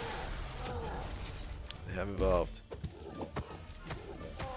See the video where level 6 new player just pulled 6-star Spider-Gwen from a gifting crystal? Oh my god. No, I haven't seen that. That's crazy though. What? Is the 2014 Champ Arena a Champ Selector Crystal or just a Spin and Hope? I believe Spin and Hope. Find it funny when people say she wouldn't be OP, but would be the highest selling crystal ever released. I don't know about highest selling ever released, but it would sell. It would certainly sell. It'd be a money maker. That's for sure. Imagine all the silent nerf threads because someone didn't get a regen proc every fight. Oh yeah, we still see those, right? Am I good at 1.4 million for the 3-star? I believe so. I can't say exactly what the champion went for the first round, but 1.4 is usually pretty good. Especially round 2. I think round 2 the 3-star drops a bit. But if you want to be extra sure, you know, try to pad the score a little bit. Can't hurt. But I think you're good. BG, I'm thinking about Awakening Corvus for Variant 4 Electro. Could also use rank 4 Domino, but I don't really like her. Don't have Aquaman or Hype. I'm thinking about Awakening Corvus for Variant 4 Electro.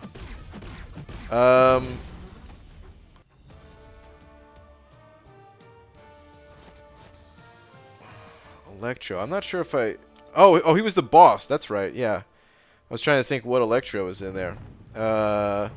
Is Corvus good for that fight? Corvus usually wrecks himself against Electro, doesn't he? I guess his Awaken ability saves him. Is that what it is? Well, Corvus is not a bad champion to awaken. He's one of the best champions to awaken, I would say, because he doesn't need any sig levels. It's just one and done with that guy. And the cheat death will likely come in handy in other situations going forward too.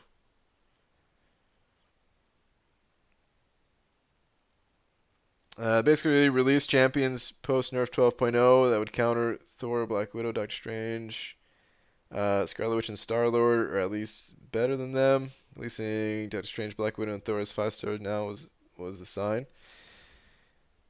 So, I mean, sort of.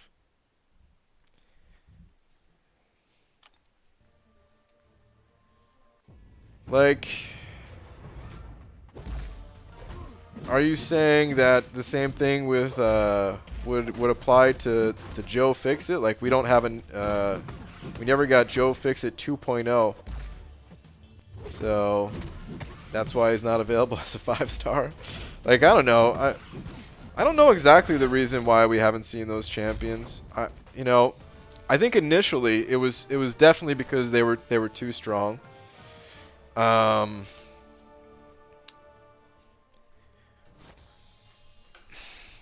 mean, I don't know. Some were too strong, some maybe too weak. They might have had to include some of the weaker ones still, like Iron Patriot, just because, well, there's a lot of weak champions, and you got an empty crystal if you don't throw some of the champions in there at least. I don't know. I think there's more to it than that. I would love to talk to them about that.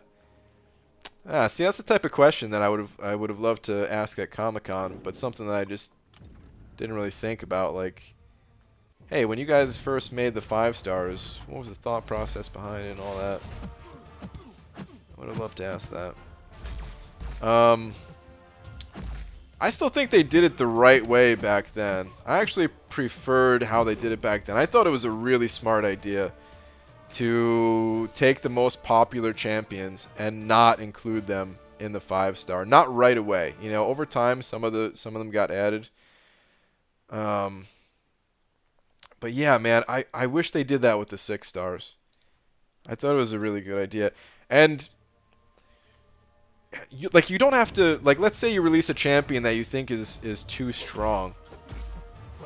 Well, it's okay, because adding another star level on top of the champions is a different way to increase other champions' power levels without nerfing what you think is OP. You know, like, let's say Scarlet Witch was too. I mean, Scarlet Witch was a unique case because pre 12.0 people were using the 3-star version of her over over like 5 stars. You know what I mean? Like, the 3-star was that strong, right? Maybe not over like high ranked 5 stars, but you know what I mean. She was that next level OP, right? But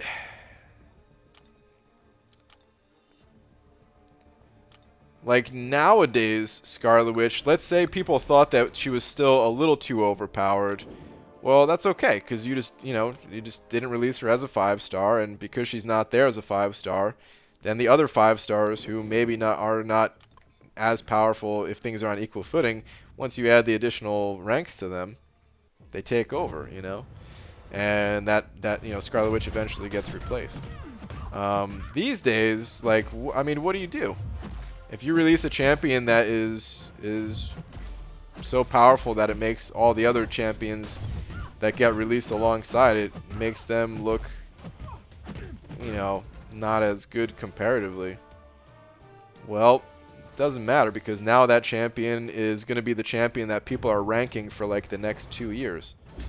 You know, how long is it going to take to get rank 5 6-stars? People are going to be using the same champions all throughout that time. I think it would have been a better. I don't know. I guess I just like the way they handled it better when it came to the initial 5-star release. Of course, everything, there's never going to be an absolute perfect system. Every system has some flaws to it, but I certainly like that system better than how it is today, where right away out of the Cavalier Crystal you can instantly get a 6-star, and I mean, like, actually it's not as big of a deal as time goes on, right? Because eventually you do have to move on to 6-stars. Why is anybody going to buy a crystal if they at a certain point they're not going to buy the crystals anymore unless there are 6-stars in there? But It was a little too early when they first did it. And then even the way they're added to the basic pool and stuff like that, it's just so fast, you know. Like the faster all these champions get added, it feels like the faster they want to move on to 7 stars too, which, you know, most people really don't want to see. So it's a tricky situation. Scarlet Witch equals Blade plus Sparky plus Ghost Rider, individual crystals, divided utility, generating more money. I mean, no, they're just different. They're just different. I don't really like compare those two. But see, I really like what they did with Blade, where they haven't brought him back as a 6-star yet. It's perfect. You know, like Blade, he was used so much, and still to this day is used a lot. But at one point in time, it was like that was everybody's go-to champion, right? Give people a break. Don't bring him back as a 6-star, not right away at least. Eventually, in time. Perfect.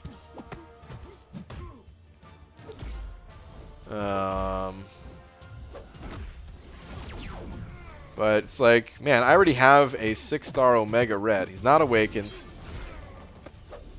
Well, like, what am I gonna do? Am I just gonna am I just gonna move on from playing Omega Red as a 5-star for a year to then be like, okay, well, and now I'm also gonna play the 6-star for another few years too. I could choose not to do it, but why would I choose not to? You know what I mean? Like,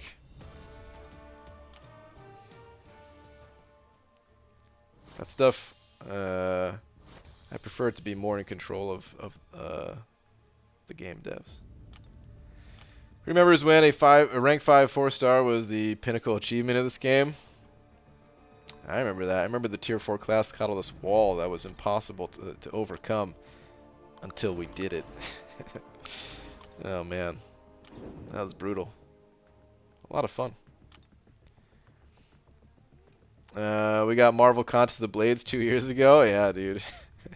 I mean, you saw the, or anyone who saw the what's it called, like the 5-year video. Blade, most popular 5-star. I wonder. I would love to see that info on like a month-to-month basis, dude. If they could put out that info on a month-to-month basis, that'd be so cool. Knowing who the most used champions were, and then seeing it change based on like the monthly event quest that's released, or you know, maybe it would change because a new variant came out, and like when the tech variant came out that had, you know, Sentinel in there, maybe he would be like the most used or something. I don't know. Like, that'd be really cool to see. Instead of just like, okay, yeah, sure, Blade was the most popular, but is he still the most popular? Or like, I'm curious about that. Is he the most popular month to month? How many months in a row was he the most popular if he's not still?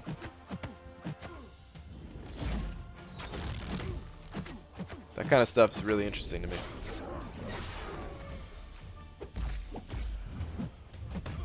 When you pop 10 uncollected arena crystals, and Kabam gives you 375 units of refreshes. Damn, nice.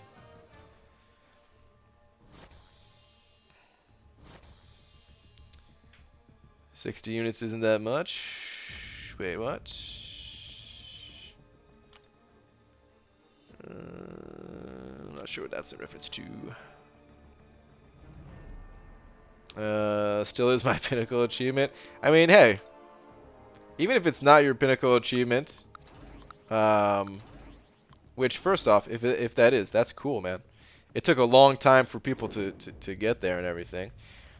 But even you know, for the people that have champions higher than maxed out 4-stars, it's still pretty damn fun and satisfying maxing out a new 4-star. You still know that like that's the strongest that 4-star is gonna get. It's easy to compare to your other maxed out 4-stars, and fun to use in the arena and stuff like that. I love maxing out 4-stars. I sometimes wish I could max out more 4-stars than 5-stars, but I also feel like it's important to level up the 5-stars. So Your Blade Feature Crystal opening video is still to this day the best video you've ever put out, is it? Oh, man. The time lapse I saw, which showed the top selling music artists over the course of 60 years on a bar chart, would be cool to see that here. I've seen those too, man. I've seen some of those videos. I've watched a couple of those. Yeah, man. I would love to see that too. Like, there's so much data that Kabam has that we just, you know, of course we have no access to that stuff. But you can bet, man, they are keeping track of everything.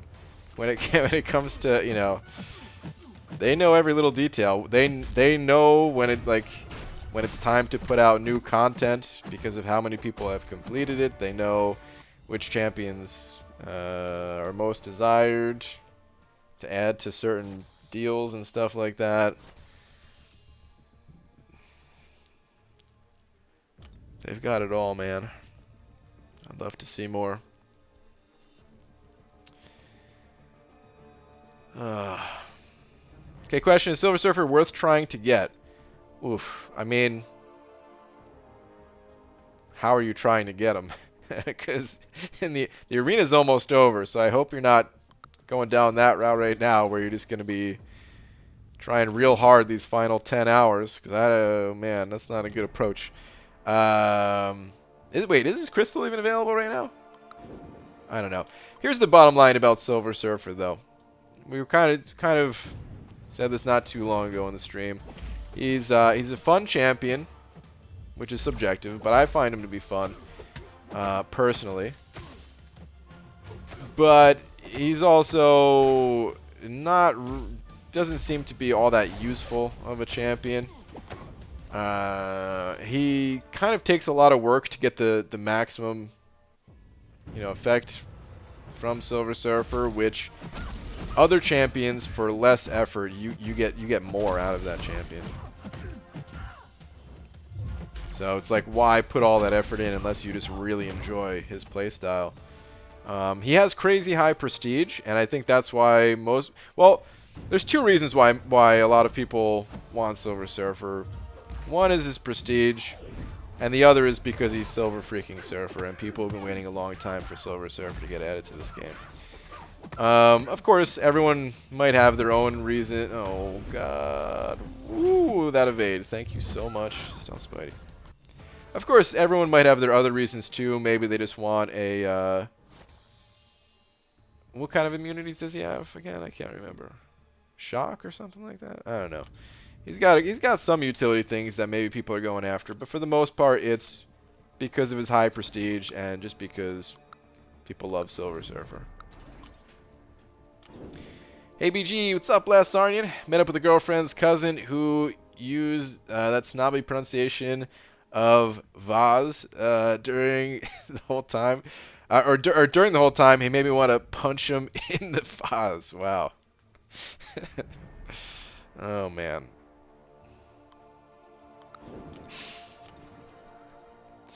I made sure to read it as Vaz because I'm pretty sure that's what you're going for. And when I saw Faz, yeah, that's what I knew. Oh man. I'm not trying to poop on it. Doesn't make sense to me. You do you. Wait, what? Might have missed the last one. Oh, talking to someone else. Okay. Royal, what's up, dude? Hey, Banana Boat. I've ranked forward my 5-star Strange and finally getting my proper computer equipment this weekend. Also, hi. Hi. Dude, nice. Congrats on all that. Good stuff.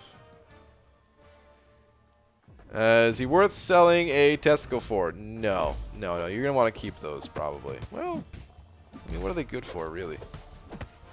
I'm no scientist. You do you, man. BG, you're the only one I know who is obsessed with his man thing. He's awesome, man. He's awesome. I've really only scratched the surface with man thing, I feel. Listen, and I always need to say this when talking about man thing. He's not taking over the contest. All right, you're not about to see him everywhere. It's not like everybody's missing out on the next big thing, next big man thing. But I do think he's actually really good, useful in the right situation, and very fun to play. Just that's the biggest thing about him. It's just that I think he's super fun to play. Someone in my alliance actually just took up their 6-star. They have a 6-star awakened man thing. Took him up to rank 2. I shed a tear. It was the most beautiful thing I'd seen all day. It was lovely. I can't wait to get my man thing awakened because, yeah, I think the awaken ability also helps a lot. Awaken Captain Marvel or Hyperion? Oof. Doozy of a question right there. It's tough, man. I think that's a lot of highly personal preference one. Unless you need prestige, because if you need prestige, then it's got to be Captain Marvel, assuming we're talking about the sparkly version, the movie version. Honestly, I prefer Hyperion myself if I had to play the two, but I know some people would prefer Captain Marvel, so yeah, that's really a personal preference one. They're both good champions. Any tips on how to use Sunspot? Unfortunately, I'm not the person to ask about Sunspot. Sorry, man. I don't have a high level one. I think. Oh well. Yeah, I think I have a 4-star, but I think he's at rank 1 still. So yeah, I only tested Sunspot for maybe like 30 minutes or something like that during one stream, and I don't know a whole lot about him. BG, when are you going hard on the greater gifting crystals? Never.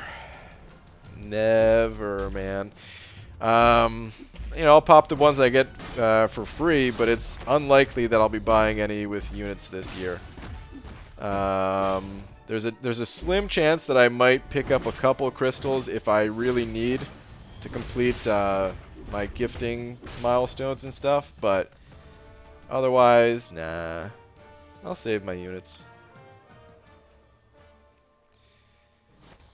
I gotta start saving for like 4th of July already. You know? Sure, it's a good 7 months away right now, but I need to make sure I have 15k units for that.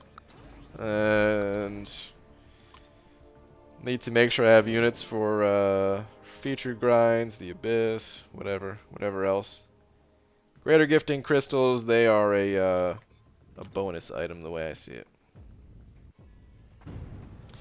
Actually, it's got an awakening gem from Greater Gifting Crystal. Nice. Very nice. And of course, if you get lucky, then yeah, then it's more than just a little bonus item.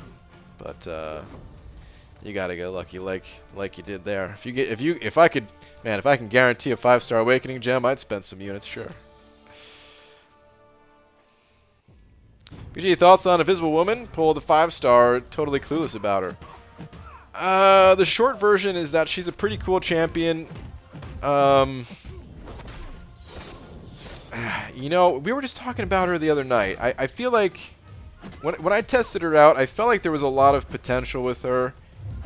And I in my limited testing, I wasn't sure how to really get the most out of her invisibility, but I can kind of see the potential there.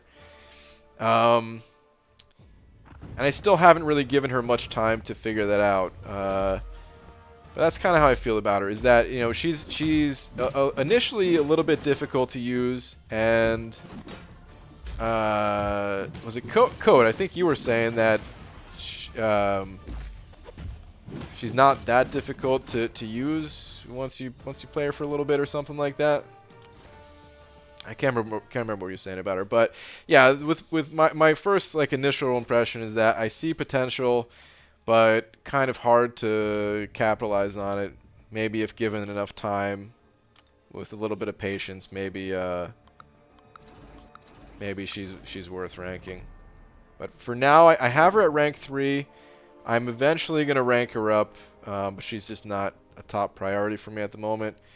I wish I had more experience so I could tell you more about her, but yeah, outside of the initial testing stream that I did with her, I only use her in the arena. Look at that. Here's Invisible Woman right now. Right on cue.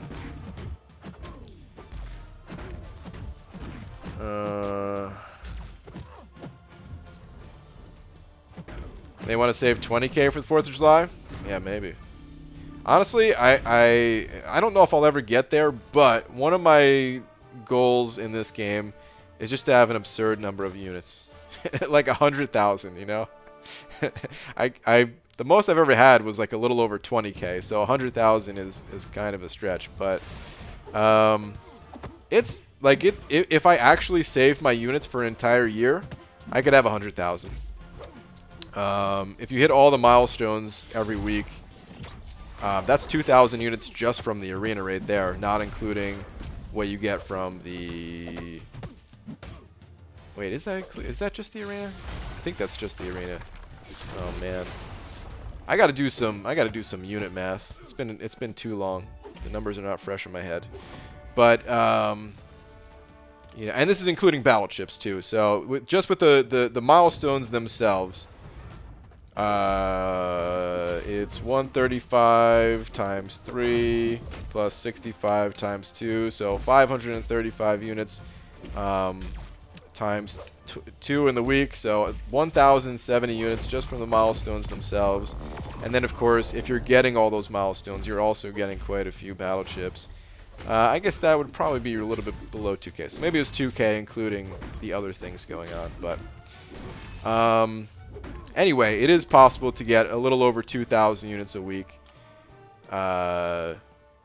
before stepping into territory of like overplaying the arenas to get beyond what just the milestones are. Maybe overplaying is not the right word. Anyway, you know, 52 weeks in a year, right there. That is over 100,000. Assuming you don't blow too many units on other things. You know, mastery respecs and that stuff. Even that adds up if you're changing masteries for war. Little things like that.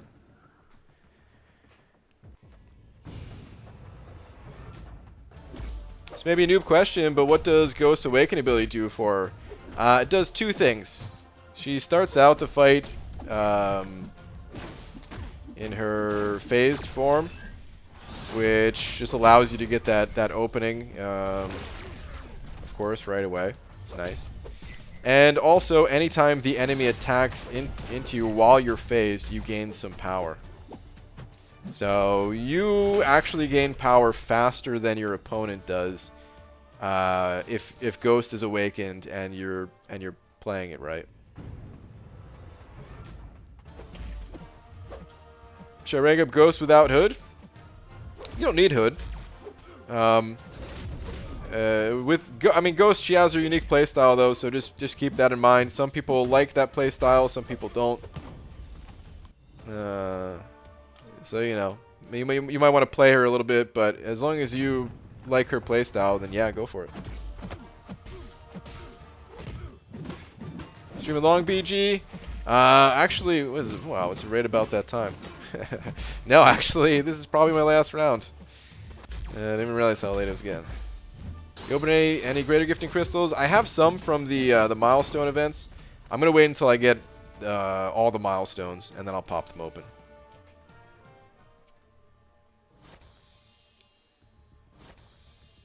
Oh man, just thinking about it. Yeah, actually, I said I was gonna probably go for that 2014 crystal in this next round. I probably won't. The more I think about it, there's a couple things I really need to do before I head out for New Jersey. Damn. Unfortunate timing. That's all right though. Just the 2014s. And I did say this was going to be my last round. Alright. Let's go spin some crystals. Not greater gifting ones. Void or Cap Infinity to awaken.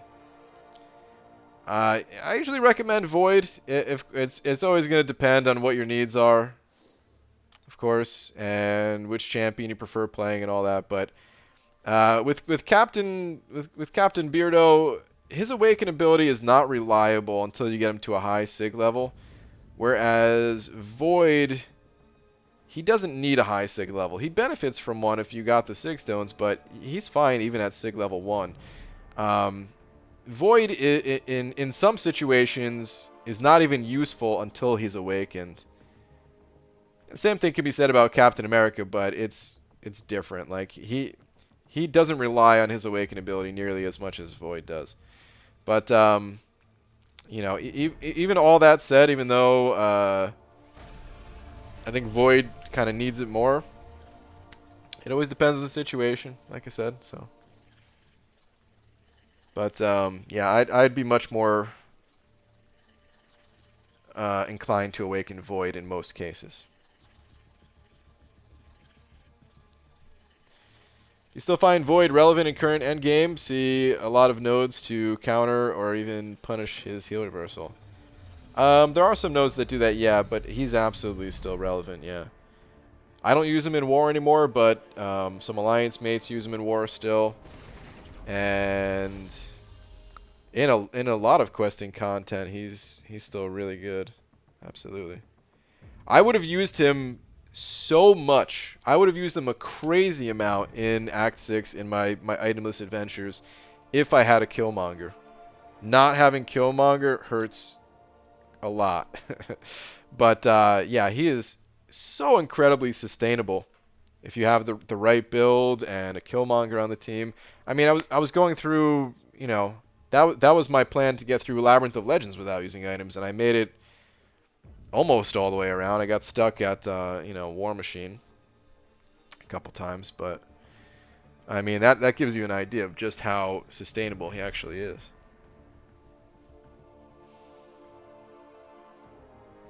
But yeah, Void is absolutely still useful, even if you don't want to use him in every fight with a Killmonger paired up with him. There's plenty of situations where he is a fantastic answer to the nodes you're up against. BG, how should I grind for the Surfer 2K shards? Any rough figure? Would 20 million give me the 2K shards? The 2K 5-star shards in the 5-star arena, it's right around 15 million these days, I believe. I believe it's a little bit higher than 15 mil. So if you want the 2,000 shards, yeah, go higher than 15 mil. I don't know how much higher, though. I don't think the cutoff has ever hit 16 mil yet. And it may not ever, because honestly, the cutoff's already getting to a point where it's pretty high, man. Like, I guess the number of rounds hasn't really changed all that much, but people have gotten more 6 stars, and, you know, that's kind of inflated the scores a bit.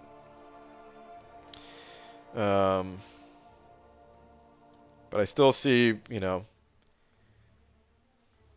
back when that arena came out, it was taking people like a little over 100 rounds to get 12 million, and now it's still taking people a little over 100 rounds to get 15 million. A little bit under 100 if you have enough 6 stars too. But alright, anyway guys, it's getting to be pretty late. So, I'm going to head out of here for the night. I'll be back tomorrow, normal time.